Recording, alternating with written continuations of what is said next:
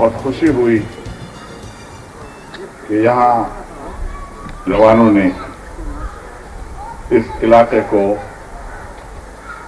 हम PCH का block 6 कहते हैं, उसको एक मिसाली इलाका बनाने की कोशिश की। तो अपने आने के 5 महीने के अंदर खासे माली मुश्किलात से दो चार है। मैं सिटी का नाज़िम बने हुए मुझे 5 महीने हुए हैं, हमको नहीं मिला है। और यही बात मैंने इस्लामाबाद में एक मीटिंग के अंदर, जिसमें सिंध के तमाम नाज़रीन शरीक थे, सारे मरकजी वज़रा, मरकजी सेक्रेटरी, गवर्नर सिंध वगैरह मौजूद थे, उनके सामने भी कही थी। और ये कहा था कि कराची का पानी का निज़ाम, सीवरेज का निज़ाम बहुत फरसूदा और पुराना है। लीकेज की वजह से तकरीबन 35 से 40% पानी का ज़िया होता है।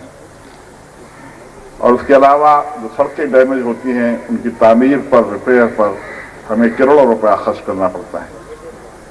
इसी तरीके से सीवरेज का निज़ाम भी बहुत पुराना है और वो भी आउटडेटेड हो चुका है। उस निज़ाम की भी रिप्लेसमेंट की ज़रूरत है। हम ये कोशिश कर रहे हैं। और एक बुनियादी मसला कराची में जिसका आपसे भी ताल्लुक है, वो सॉलिड वेस्ट मैनेजमेंट का है, और ये वो हो सका है।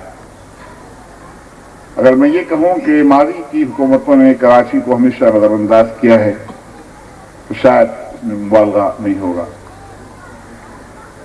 कराची पाकिस्तान का सबसे बड़ा शहर, पाकिस्तान की नहीं बल्कि पाकिस्तान से आगे अफगानिस्तान और अफगानिस्तान से आगे सेंट्रल एशिया की 6 रियासतों के लिए कराची वाहिद बंदरगाह है।